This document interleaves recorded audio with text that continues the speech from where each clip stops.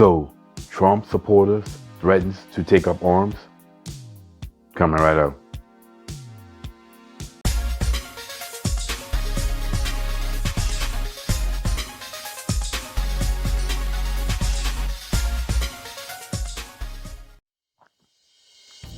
What's up, y'all? Welcome back to Common Sense Logical Reason. And as always, I want to say thank y'all for joining me today. So, Roland Martin is back once again, back at it again with his foolery. He commented about in a video about Trump supporters threatening to take up arms if Donald Trump is charged for anything. And as we know, all these charges against Trump are all bogus. It's all nonsense. It's just yet another example of these leftists, despicable leftists, using malicious litigation. And honestly, they all should be in jail, because this should be a crime, not disbarred. They should be in jail for such criminal acts. This is fraudulent at the highest level. And this is why Trump supporters are upset. I'm saying, if you're going to charge this man for something so stupid, we're going to have to take action. And this is what Roland Martin was commenting on. Trump's got to be show up for an arraignment in Miami. Lord, his supporters, they are pissed off, all upset, mad, angry, saying that this is it.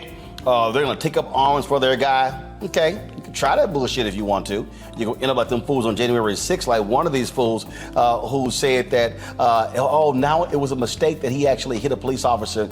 He's now facing 14 years in prison. So guess what? You're about to go to jail.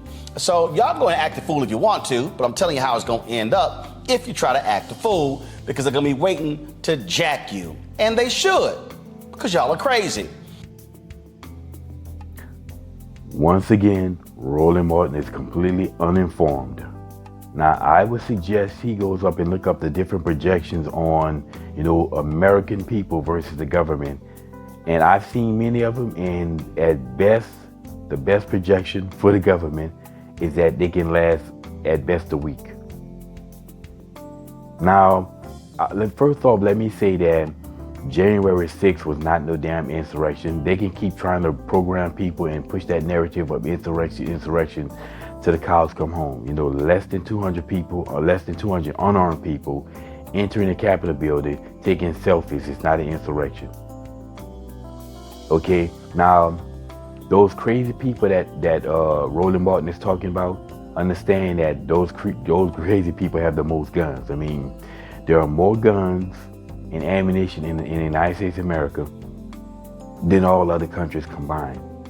And the majority of that are in the hands of those crazies that he's talking about. So if enough of those crazies decide to take action, the federal government could do absolutely nothing. I mean, imagine instead of less than 200 unarmed people entering the Capitol building, you have a couple of 3,000 or 4,000 armed citizens.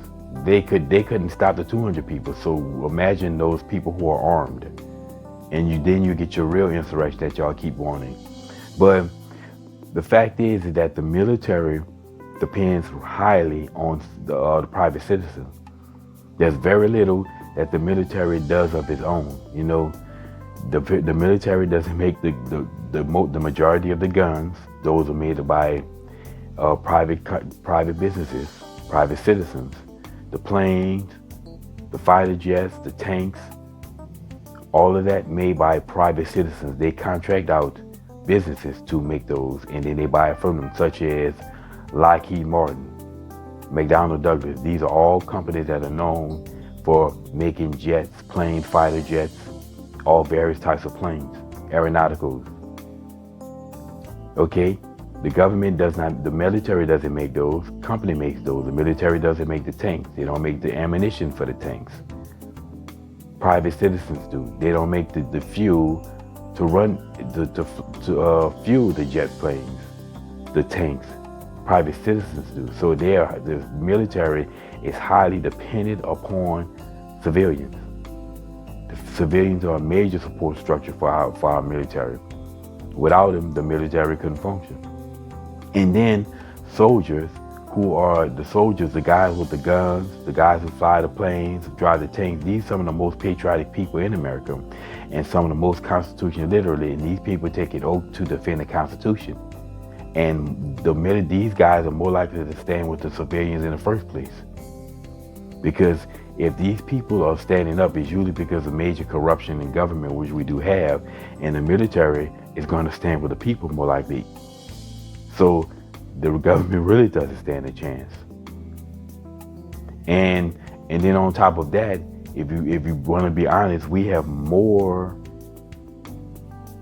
combat trained citizens than we do in the military. There are more citizens who serve in the military who combat trained than those in the military. So again, military wouldn't stand a chance against those people.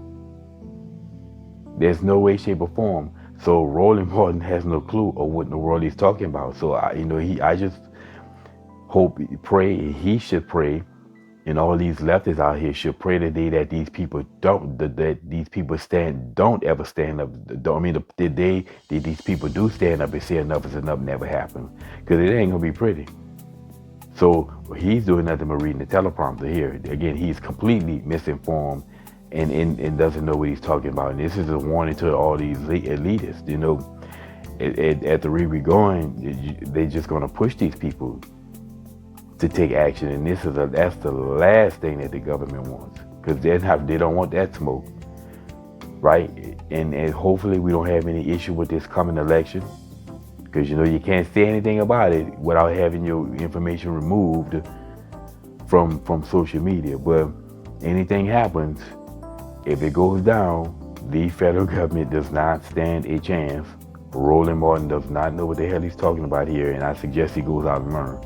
But once again, somebody who talks a whole lot of nonsense, because he would talk bold and loud and very bold and very combative and interrupting people, but he needs to sit his ass down when it comes down in this one. Anyway, y'all, that's my 2 cents on this. Roland Martin, you're clueless. And as always, y'all, until next time.